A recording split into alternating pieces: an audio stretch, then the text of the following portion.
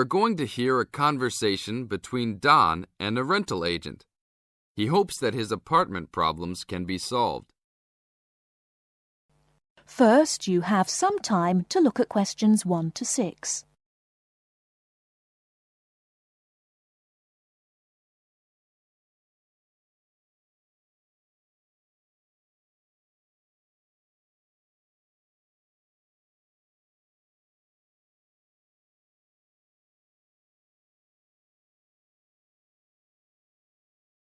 We shall begin.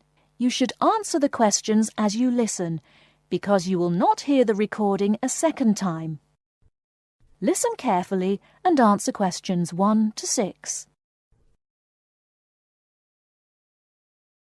Good morning. I am a rental agency. How can I help? Oh, hello. I'm ringing about some problems I'm having with my apartment. Yes, of course. If I can just get a few details first. What's your name? Don Chester. How do you spell that? Chester. Okay. And the address? Apartment 4, 18 Ruby Lane. Ruby Lane. And that's in Newbridge. Oh, yes, I know the one. Could I ask how long is the lease? It's for a year. And you moved in on? Last week, on 24th May. Good, thanks. Now, what are the problems you found? Well, nothing too serious, you know, but a few things that have been building up over a few days. Yes, of course. Well, the first thing is the fridge. The seal on the door is decayed, and we have a small child and need to keep milk cool, so we need to get that done straight away. Okay, that's the fridge for immediate repair. And then there's a little problem with the gas water heater. Uh-huh. The switch is broken. Right. It's not serious and we can still use it. But if you can send somebody over in the next couple of weeks or so, that'd be great. Okay, I've got that. Then we're worried about the front windows. Are they broken? No, but there are no blinds on them. And you know, with privacy these days. And when would you like those done? Oh, it's not really urgent. But there are only thin curtains on the windows, and people are walking past. Yes, we'll have those done for you by next week, don't worry.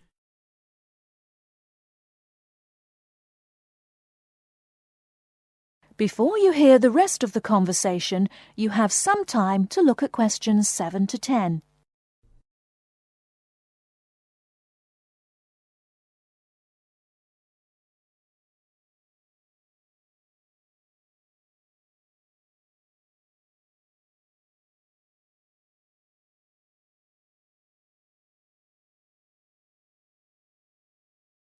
Now listen and answer questions 7 to 10. There are only thin curtains on the windows, and people are walking past. Yes, we'll have those done for you by next week, don't worry. And then there's the front door lock. It's getting quite annoying. It often jams and we sometimes have to fiddle with it for minutes before we can get in the apartment. I'd really like to get that fixed up right away. That's no problem. And then the last thing is the shower curtain. It's torn. Oh, right. We can get a new one and have it to you in the next week, if that's all right with you. Yes, that's okay. Anything else? No, that's all. Okay, fine. What we'll do now is get someone over to you this afternoon if you're home. Well, I'll be out for a short while. Okay. Tell us your preferred times. Well, the best time is about 2 o'clock. I'd have to check that with him. And if he can't get there then, what would be your second preference? Oh, any time up to 6 p.m. would be fine. Okay, I've got that. Great. Thanks very much. That's fine. Thank you for calling. Goodbye. Goodbye. That is the end of part 1. You now have half a minute to check your answers.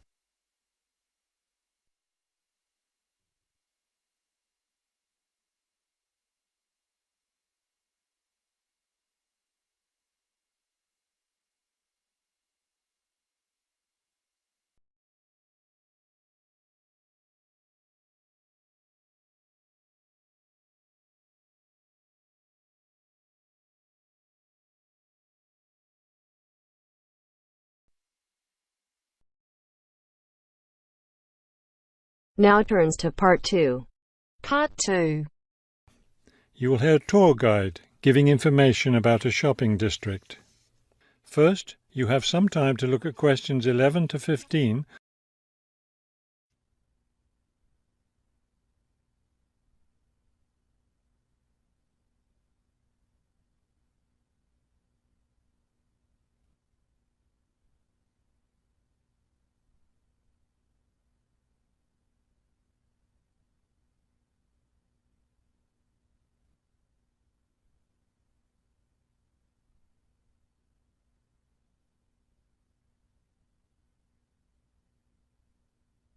As you listen to the first part of the talk, answer questions 11 to 15. This afternoon, we'll visit the city's shopping district.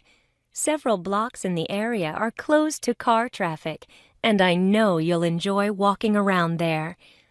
I'd like to give you an overview of the district now, since you'll be on your own once we get there.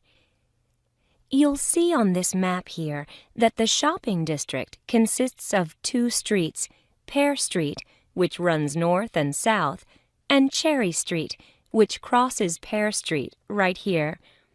Let's start our tour here on Pear Street, where the star is. This star marks the Harbor View bookstore. It's very popular among locals as well as tourists. You can buy a range of books of local interest, as well as a variety of magazines and newspapers. It's directly across the street from the city library, which is also worth a visit. It's in one of the oldest buildings in the city and contains, among other things, an interesting collection of rare books. Now, moving up Pear from the bookstore toward Cherry, the next building on the left is the Pear Cafe. You'll notice it's right on the corner of Pear and Cherry Streets. It's a great place to relax while enjoying a delicious cup of coffee or tea. You can talk with friends or read quietly. They have a variety of books and magazines available. From the windows of the cafe, you can look right across Cherry Street for a lovely view of city gardens. It's a rather small garden, but it contains a variety of exotic plants and flowers. Let's leave the cafe and cross Pear Street. On the opposite corner, we're at Caldwell's clothing store, which you might also want to visit. They sell both men's and women's fashions from countries around the world. Continuing down Cherry Street, the next building on the right after Caldwell's is the souvenir shop. Stop in here to get maps and books about the local area, as well as T-shirts and postcards with pictures of the city. Now, we cross Cherry Street and we're at the Art Gallery, one building down from the corner. Here you can see, and of course purchase, many fine paintings and sculptures by local artists. Let's keep going down Cherry Street toward the harbor. On the left, right after the gallery, is Harbor Park. It's a lovely place, and it's certainly worth spending some time there. Before you hear the rest of the talk, you have some time to look at questions 16 to 20.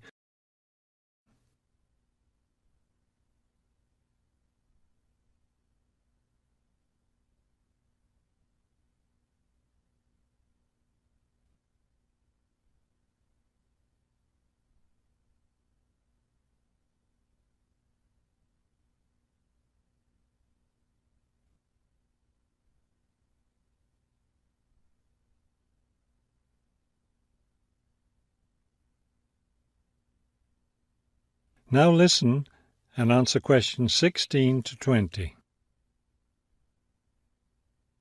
Harbor Park was built on land donated to the city by Captain Jones, a lifelong resident of this city.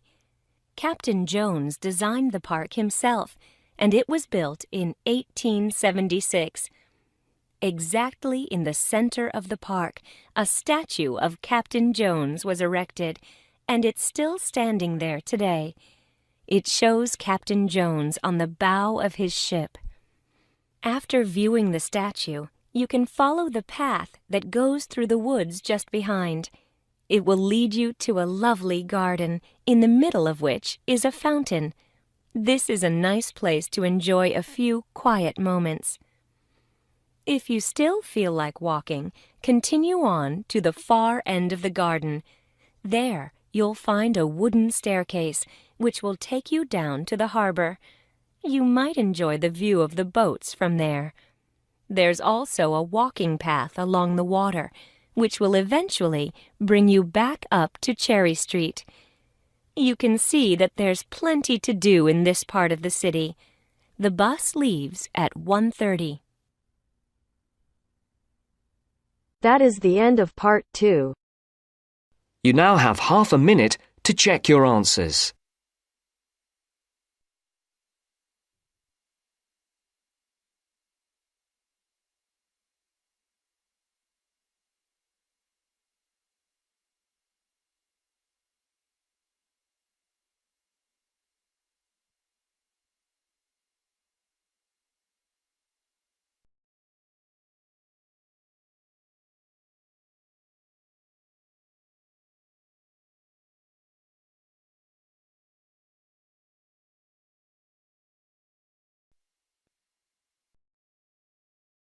Now turns to part 3. Part 3. You will hear a phone conversation giving information about a health and fitness centre.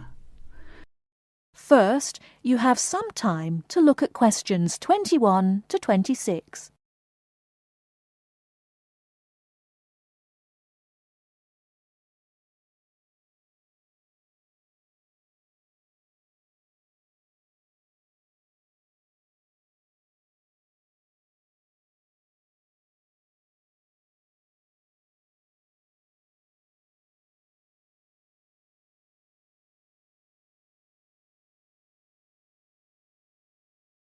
Now listen carefully and answer questions 21 to 26.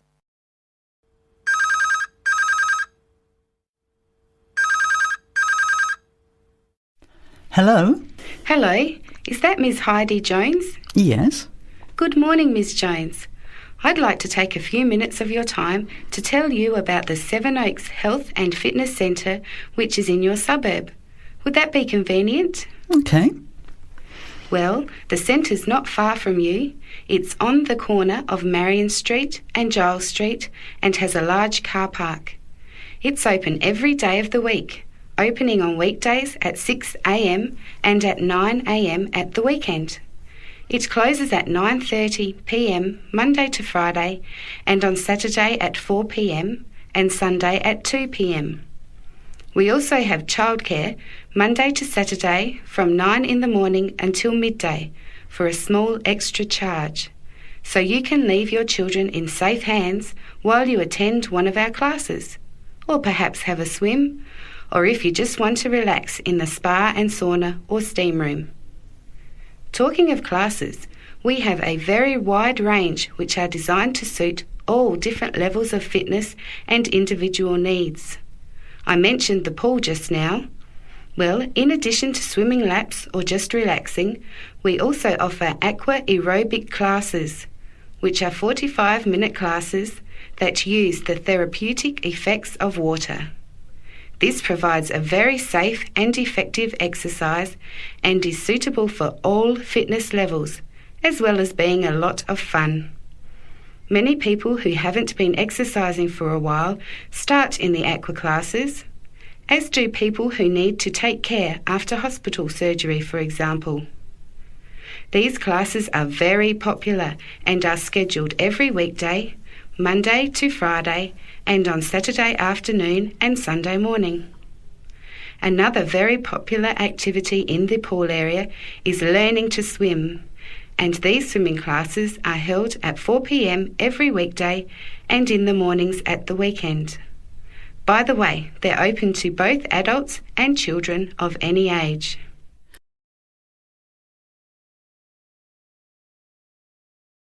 Before you hear the rest of the talk, you have some time to look at questions 27 to 30.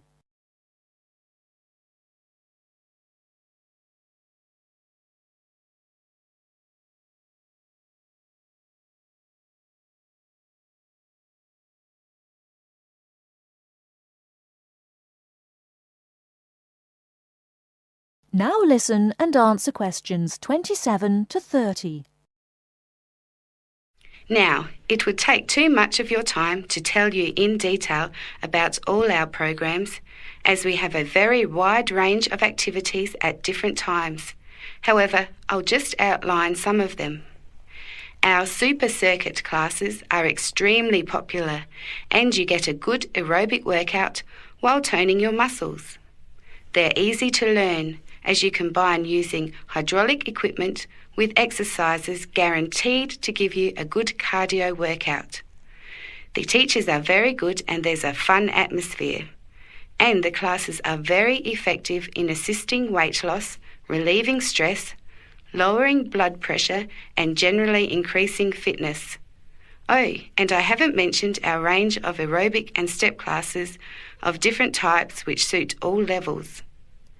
Our specially designed aerobics room holds over 55 people, and our highly qualified and trained staff can advise you as to which class might suit you. We are inviting you to a free 1-week trial period when you can come and try any of the classes or activities before you make the decision to join. By the way, there is also a large and very well-equipped gym, where we offer free fitness assessments and you can have an individual program designed just for you. Also, the cardiovascular room has the latest range of machines which help you burn fat, increase your fitness, or just warm up. They're very popular, as you can forget all about the calorie burning by watching your favourite music videos on TV while you exercise. Right now we have a very special new member joining fee offer, which allows 2 memberships for the price of 1, a real bargain. So if you can, bring along a friend who'd like to get fit as well in time for summer. Come along and try us out. You can meet the staff. Try out some of the classes for a week, absolutely free. And then, if you like us, sign up for only $110 each for 6 months. Thanks for taking the time to learn about the centre, and I hope we'll see you there soon, Heidi. I'll put one of our brochures in the mail for you right now. Bye for now.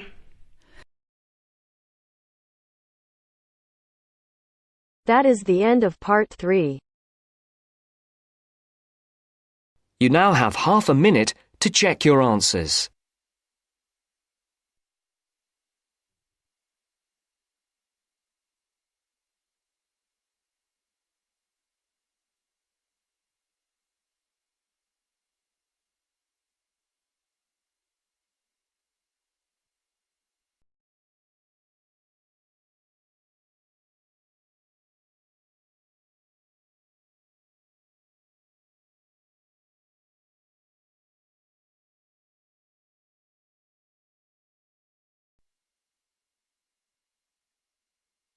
Now turns to part 4. Part 4. You're going to hear a lecture on some useful information for your travelling around Britain. Listen to the first part of the lecture and complete the notes below. First, you have some time to look at questions 31 to 40.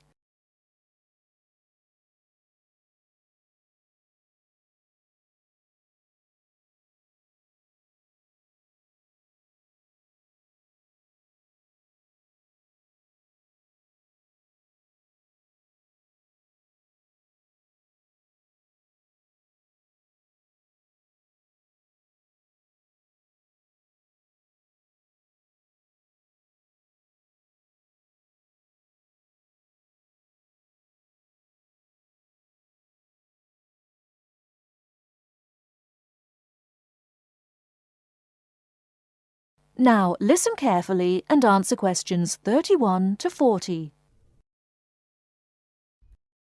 Good afternoon and welcome to the session on Britain. This afternoon I would like to provide some useful information for you about travelling around Britain. Britain has over 700 tourist information centres.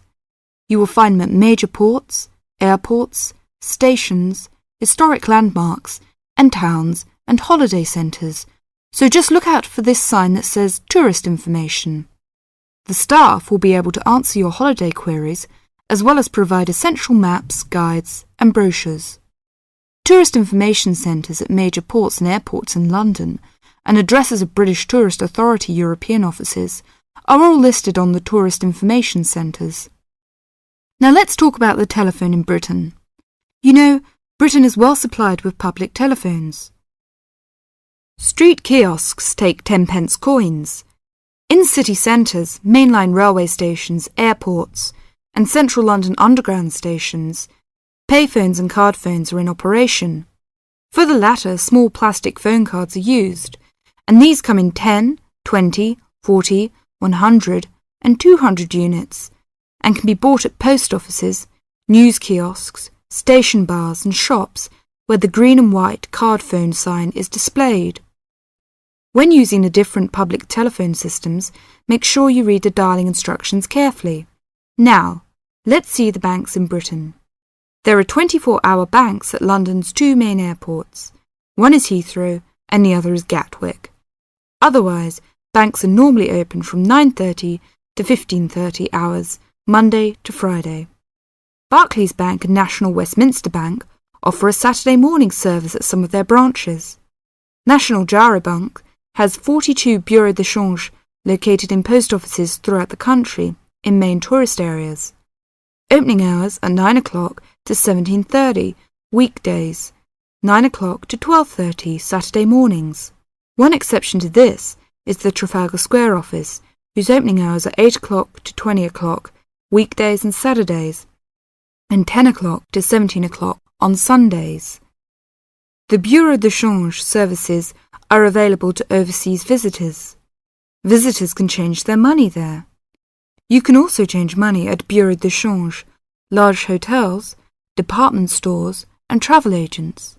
Be sure to check in advance the rate of exchange and the commission charged, as these vary considerably. Wherever possible, you are advised to use a bank or Bureau de Change, which conforms to the BTA Code of Conduct. In most cases, this is indicated by display of the code. That is the end of part 4. You now have half a minute to check your answers.